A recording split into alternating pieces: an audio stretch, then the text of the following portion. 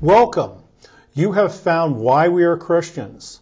My name is Vern Philpott, and I am the Associate Pastor of Miller Avenue Baptist Church in Mill Valley, California. And today we have Jonathan Stockton, pastor of Church of the Open Door, San Rafael. Welcome, Jonathan. It's nice to be with you. And from what I understand, that you grew up here in Marin for a time, and had come from Tucson and went to Tucson and then came back. Yeah. You're from a family, a mixed religious family, both Catholic on your mother's side and Protestant on the other. That's and I right. was just wondering what that experience was like for you. Well, it's a very interesting story. I think from my parents mostly. When they met, my mother's family were Sicilian Catholics on my mom's side. And so my grandmother insisted at 17 years old she wasn't going to give her daughter away unless they were married in the Catholic Church. And so they did. They got married in Montrose, California, in northern part of LA, at Holy Redeemer Church. And we always had the picture of them walking down, kind of the archway of the front of that church. And so they were very much coming from two different religious traditions. My dad came from a more Protestant tradition, and my mother from a more Catholic tradition. But very soon after they were married, they moved to Tucson, Arizona, and my mother became really discipled by my dad's mom, Grandma Pat, and she was a real she was a very, very sweet-natured woman, very nurturing. She just kind of oozed the love of God. And as a young kid, we just thought she was, the greatest thing. So she was able to kind of show a different version of Christianity to my mother, in terms of how to follow it in a non-denominational way, and it was less to do with the capital C church and the sacraments and the priestly role, and I think she really gravitated to that, and so we were really raised non-denominational. And my Tucson years, the first 4 years of my life, I just remember being in my grandparents' room and house, when my parents were at college, and that's all my grandma wanted to talk about, so I just never remember not hearing about Jesus, about the Lord. So, I think that's pretty much a full picture of just a totally enmeshed kid into the whole Christian, lifestyle. So. And I remember reading that you don't remember a time before your conversion. Yeah, I have no conversion story. I think that's due to my grandparents, were so much, tuned in on that subject that I just basically, operated off of their faith, and just it was such a reality of their lives that it became a reality of mine. And I would say that, when I went away to college, the first time I was outside of the family bubble, it was really when I really needed to make my faith my own. But it really wasn't much of a transition, because I really had a pretty strong connection, pretty strong commitment to Christ, even in high school. So I'm grateful for that. I think that's a positive thing. As you might imagine, some people actually disparage that. They actually think it's important to have a conversion story. But for me, I'm happy with it. I actually share that experience, because I don't remember a time when I didn't know Jesus. Yeah. And that's just based upon, who I was and being right in the middle of the Jesus People movement, and important people to me and my family. We come from a similar place, and it's actually an interesting testimony to have that understanding of the gospel before. Well, not to know the difference. Yeah. In some ways it might be a disadvantage, but it's always an advantage to know Jesus. It is, and I think maybe if you grow up in a Christian family where your parents are part of the church, or even if your parents are the pastor of the church, there's never a time when all of a sudden you feel a separation, from God, or a separation from the things of God, and then all of a sudden you're inviting that into your life when you're born smack in the middle of it. Right. It's just kind of the sea you swim in, right? So and I'm very grateful to have kind of had that head start, in a sense, to have, to have an upbringing that was full of the teachings of Christ, and to be in a community that they're doing their best to try and live out, what that good news was about. So, yeah, for that I'm grateful. And so then after the formative years in Tucson, where your parents were in a medical school? My dad was in medical school. My mother also was studying for a time, and she was in and out having children. So, but 4 years in Tucson, and then really my formative years were here in Novato, age 4 to about 11 or 12. And growing up here in Marin was wonderful. It was kind of like full-blown Jesus movement time, so there was a lot of excitement in the churches. There was a lot of new, different style of worship music, different style teaching. Everybody had an idea in their head one minute, and they were out doing it the next, and it was very kinetic. And it was a sense of excitement about it. When people were going through their weekly jobs and they were doing kind of Monday through Friday, it was mundane, it was boring. But when we turned to go to do church on Saturday and Sunday, there was a real excitement, and people were always looking forward to it. So it's probably different than today, for a lot of families, but for us that was our mode. Well, there was definitely an awakening going on, and so you'd come back to Novato, and you guys settled at the Open Door Novato? Yep, we were there at the Open Door Church in Novato. And I think Open Door might have been the second church plant or one of the early plants from San Rafael. I was actually rather young when this was going on, but yes, that does sound about right, that Novato was first and then they kind of branched out from there. That's right. And then Mark Buckley, who came to the Lord also from a Catholic family, and he was a part of the Open Door San Rafael, and he was really kind of pushing these guys to help help him to go start a church in Novato, because I think there were some discipleship houses there. This was one of the things that they were doing. Yes, the all Christian these houses. they went from the VWs to live into the Christian houses, and a lot of them kind of had a shared community there. And so that was happening in Novato, and there was enough people there that they thought they could have a church. So Mark Buckley started that, and we met in the boys club in Novato, and it's funny to be there during the week playing kickball and stuff, and then on Sunday everybody set up the chairs and the worship band, and we had school plays in there for Christmas and you name it. So that was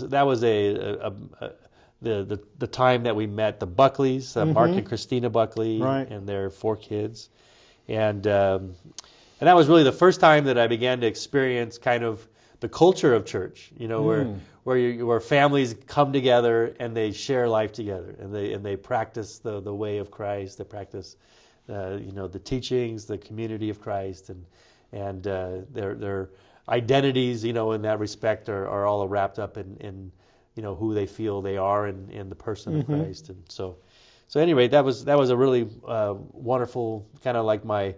The old program, the Wonder Years, right? Those were like Wonder Years for me in Novato. So. Okay, so baptism. Yeah. So you were probably baptized as an infant? No, we mostly non-denominationals do not do. They do like a baby dedications and things like that. So I'm sure that I was dedicated, but I don't remember. Okay. I got baptized right away after high school, just before I went to college, and it was as much as a commitment that I'm going to continue following Christ, than it was, we're going to have baptism this week. Who feels led to do it? So to me, it was more of like, planting my flag a little bit, and I'm going to make a stand when I go outside of my family. So I went up to Northern Arizona University in Flagstaff for a year, and then went to college in L.A., Azusa Pacific University. So was really happy to be back into a kind of a Christian college. I think it provided good structure.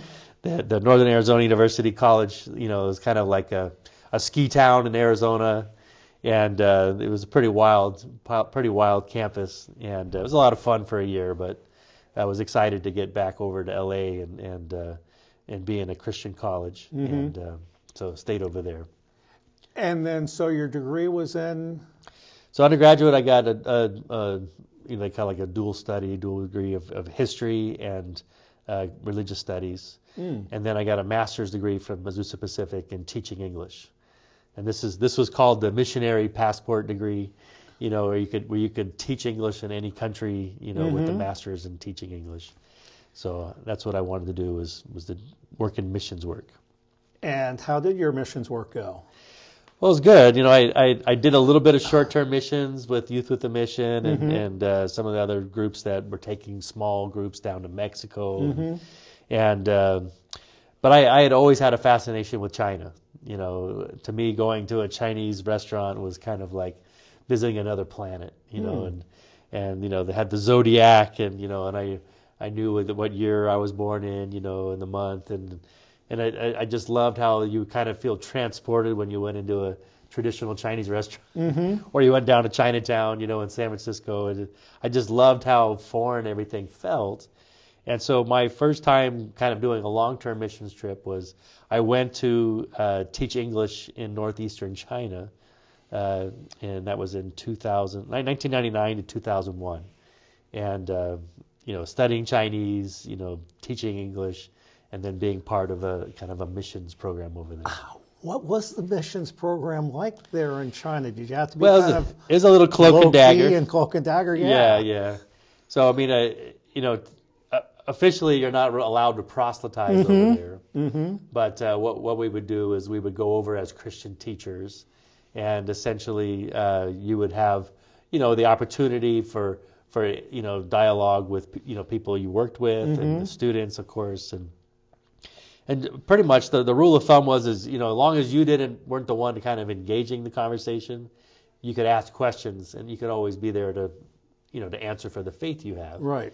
And they're allowed to be Christians over there, but it's a little bit, they have like the 3 Self Church, and it's a little more monitored. But at any rate, so that was the model for ministry over there. There were a lot of Christian teachers, and it was all kind of funny because we were pretending like we didn't, that nobody knew, but the school knew that we were Christian teachers. The government knew, and and basically there were 3 things that you couldn't talk about, like Tibet and Tiananmen Square. Right, yeah. And the kind of politically sensitive things. But as far as what kind of, effectiveness that we had in sharing our faith, it really was trying to live the gospel, trying to demonstrate, that we like to say things like, preach Christ at all times, and when necessary, use words. Yeah, so you wanted your face to exude, the love of God, and to demonstrate that this is something that you can do in life, is you can walk with Christ, and so that was intriguing to some people in China, and I loved the interchange. They shared a lot about the Taoist beliefs and some of the traditional Chinese beliefs and Buddhist. There's a lot of communities over there in China.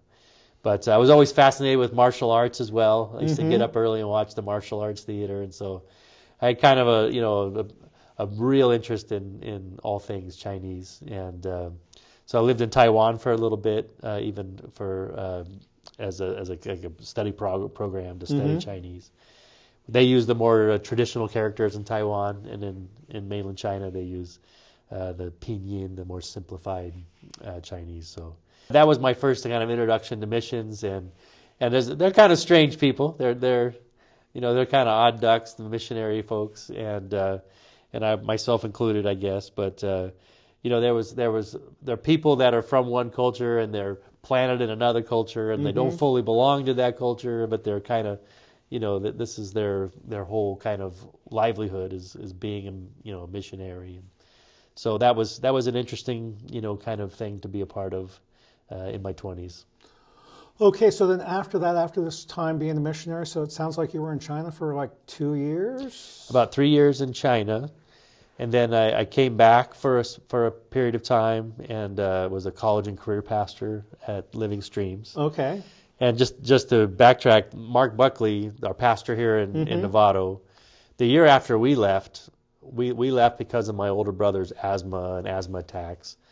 Mark's oldest son, Matthew, had really bad asthma and asthma attacks.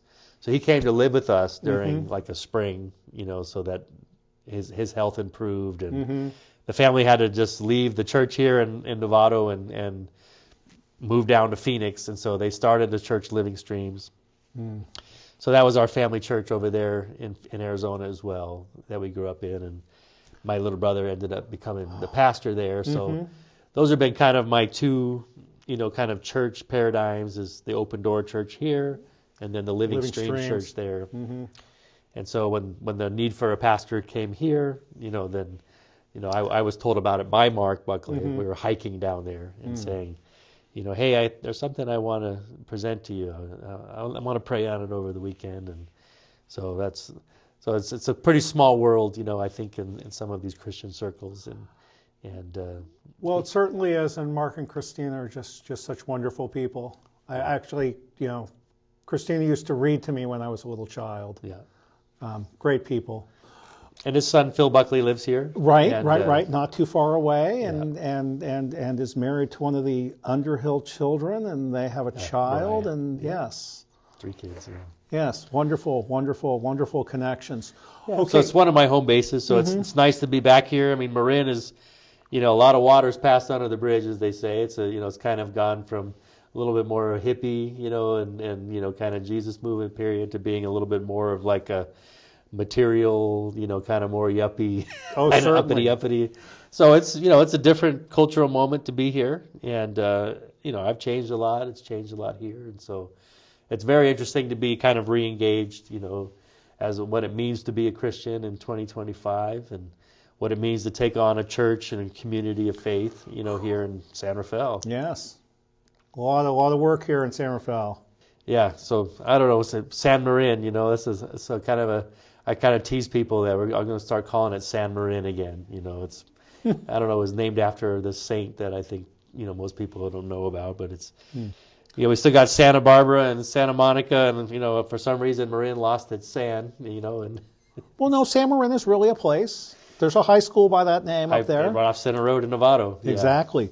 But, okay, so we got the missionary work. You came back. You were starting to do some, what'd you say, youth ministry at Living Streams? College and career pastor. Yeah. Okay. There. So it's kind of like the after high school, some like 18 to 30 kind of age, and it was a fun group to work with. I was teaching at ASU, teaching English over there as well, and was kind of all about their life, so a lot of pool parties and a lot of fishing trips and going up snowboarding and just trying to give them activities where they could also do life together and and have a Christian component. So we'd always organizing different events, and they loved to do missions trips, and so that was easy for me to do. And we went down to Namibia and got to go see safari parks and work with the Himba people up on the Angola border, and these guys that lived in the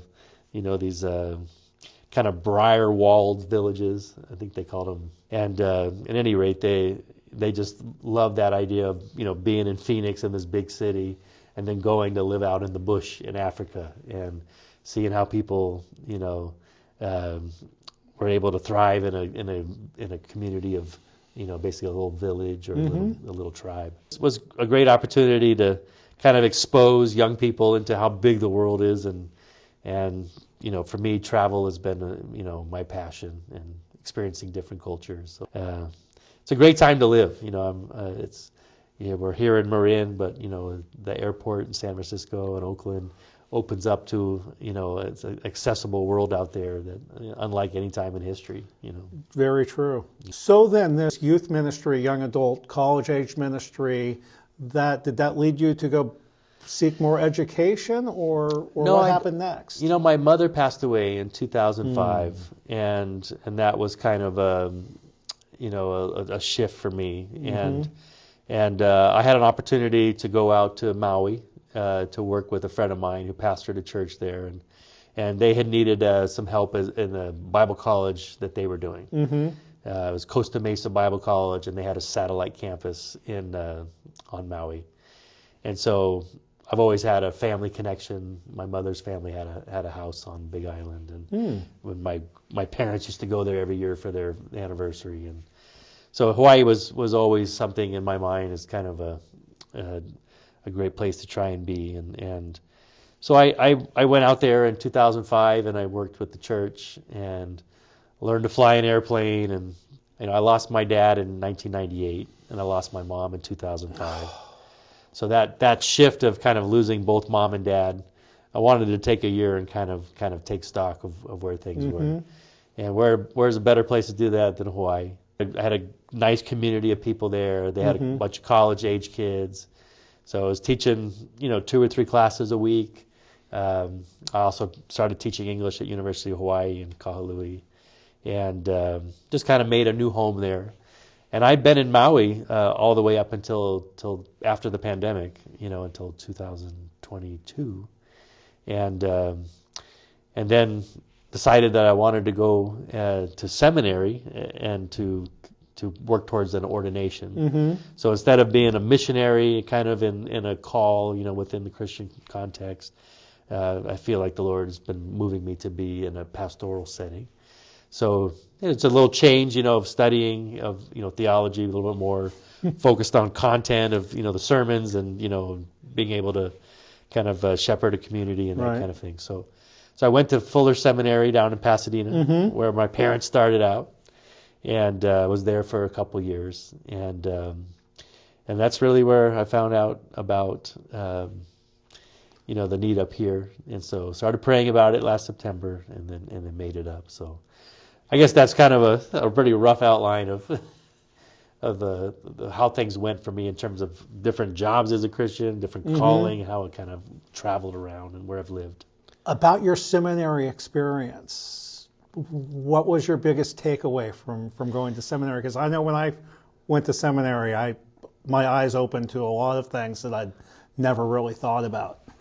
Well, it was a very interesting time to be in seminary. I mean, the pandemic was still kind of a hangover from all that. We had a bunch of online classes and Zoom classes, and people fighting about theological things online, and some people getting up and storming off, and a lot of weird chat. So, I'd like to say that the seminary was like quite a bit different than a lot of social media and things online, but it's pretty similar. Habits are habits for people. But Fuller Seminary it's also kind of really into a socio-theological movement. We had a lot of this theology that came out of, a lot of what they call justice ministries and justice and peace ministries. So trying to take a real look at how to look at social equality and how the churches can be, less focused on one demographic over the other, and all good stuff. From the time that I was in seminary, Bible school down in the 90s to now in 2021 to 2023, it was like a night and day difference, in terms of what their focus was on how to train pastors and oftentimes you'd open up a Bible passage and you'd read it and then it was just off into something totally different. It was not more of an expository time, it was more of like right into implications for social transformation and that kind of thing. So it's interesting, Definitely interesting. Yeah, and I think another thing that was really powerful for me, turning 50 last April, I had the seminary was taking people to do pilgrimages, hiking the Portuguese route of the Camino de Santiago. And so I was like, hey, that would be a great thing to do, turning 50, to go over and do like a spiritual vigil hike.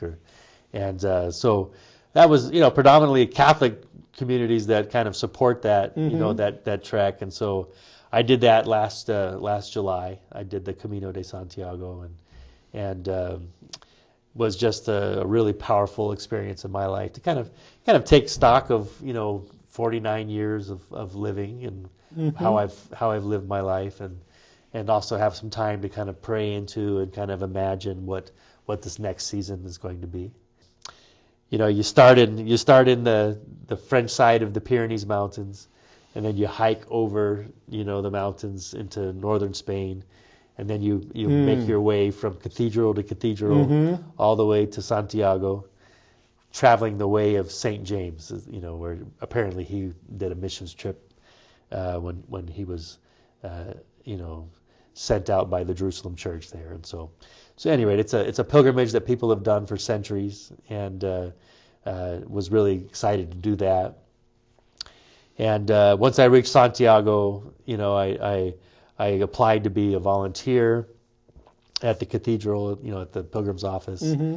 And they have a little bonus hike that you can hike to a lighthouse in Finisterre. And so I hiked down to this area, and just before I got to the lighthouse, they had this statue of this lady who was like an old pilgrim, and she was just finishing her last steps to get to the end of the earth. And essentially at that point, I just kind of sat down there and I just said, I'm not ready to finish this hike yet.